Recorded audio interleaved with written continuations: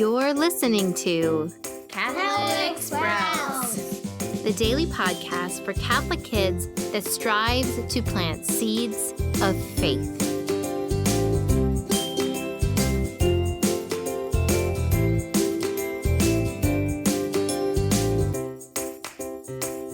Hey there, Sprouts. Today is Tuesday, August 11th, 2020. This week on the Catholic Sprouts podcast, we are talking about the 9th commandment, thou shalt not covet your neighbor's wife. Of course, covet means that you desire it, you want to own it and possess a person, which, as we talked about yesterday, is never good. Each person is a unique creation by God and a temple of the Holy Spirit. Therefore, this week, by looking at the unique and incredible stories of a different saint each day, we are going to be reminded how we each have a beautiful story. And in order to love a person, we often are required to get to know them. Now, today's saint, whose feast day is today, is Saint Clare of Assisi. Yesterday, we heard about Saint Lawrence, who was in Rome in the 200s. Well, Saint Clare lived in the town of Assisi, which is a short train ride from Rome, but she lived over 900 years after Saint Lawrence.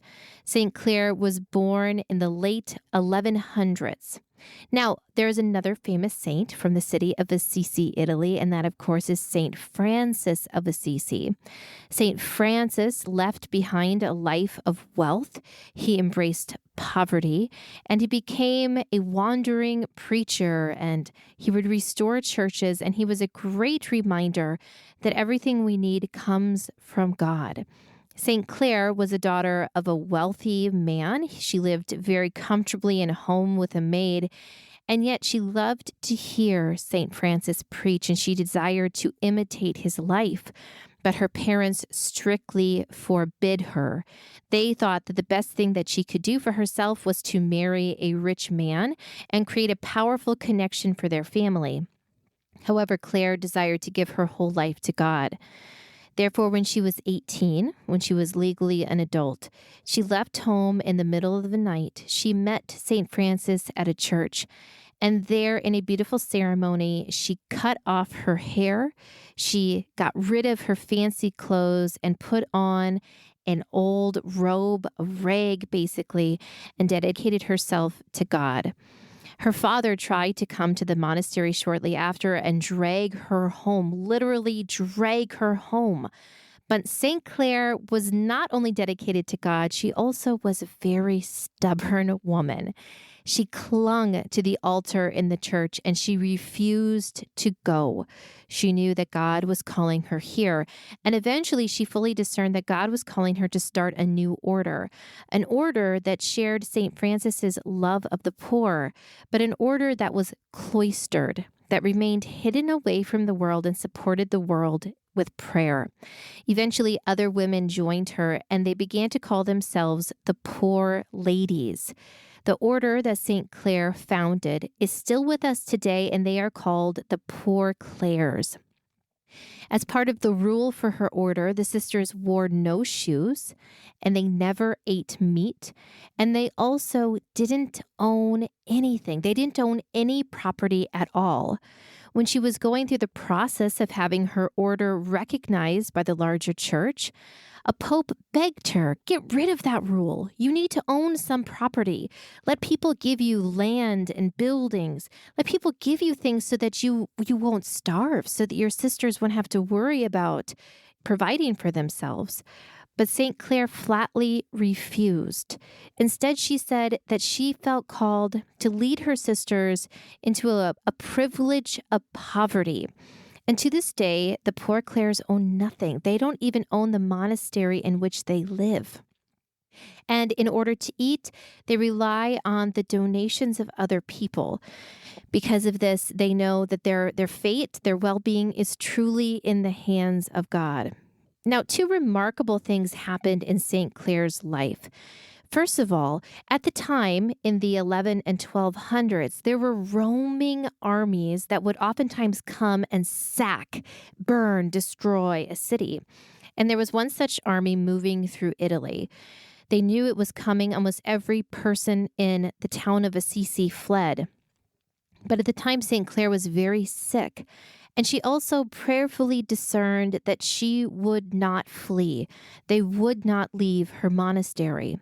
So instead, as they could see the torches of the army approaching, as they could hear their rough language and chanting get closer and closer, she had a sister bring her the Holy Sacrament, Jesus in the Eucharist, in a monstrance. And she was pushed up to a window, and she stood in the window looking out at this army approaching her monastery, guarded only by a couple of nuns without shoes on. And she prayed that God would protect these women, these poor ladies in her care. And suddenly a voice boomed from heaven, promising that he would always take care of Clare and her poor ladies. And guess what happened? At that moment, this army of rough barbarians froze in their tracks. They were terrified by this booming voice, and they never even approached the monastery.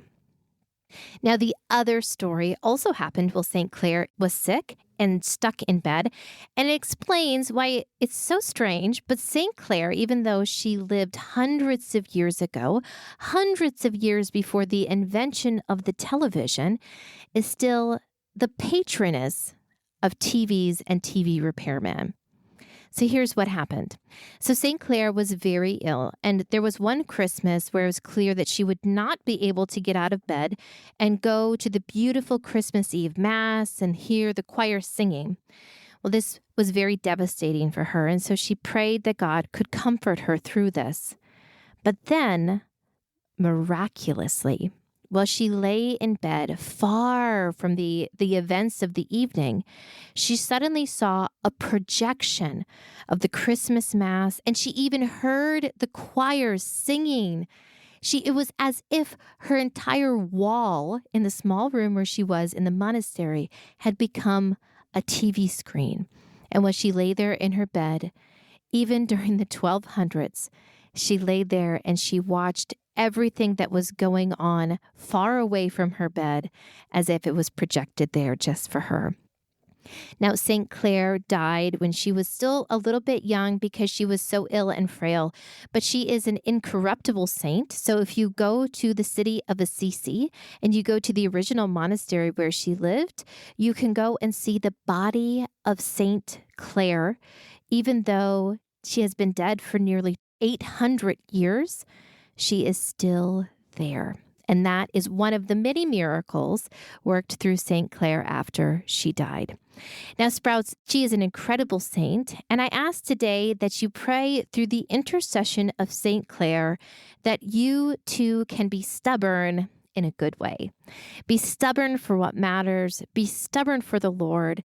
And really cling to your commitment to Him, whether it was a commitment to pray more, to be nicer to someone, but be stubborn in what you have decided to do for the Lord. That's it for Catholic Sprouts today. We'll be back tomorrow, but until then, continue to grow in your faith and truly sprout into the beautiful creation that God created you to be.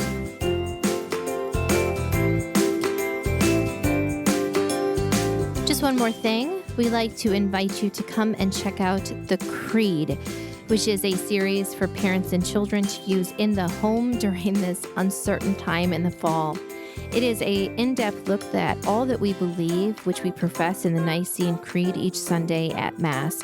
It is made for the whole family, has some fun printables to go along with it. It will be very easy to use no matter which point you are with your own faith. And it is on sale right now for just $7 for the whole bundle, which will take you from September all the way up into Advent. So check the notes for this podcast episode for the direct link to find more details.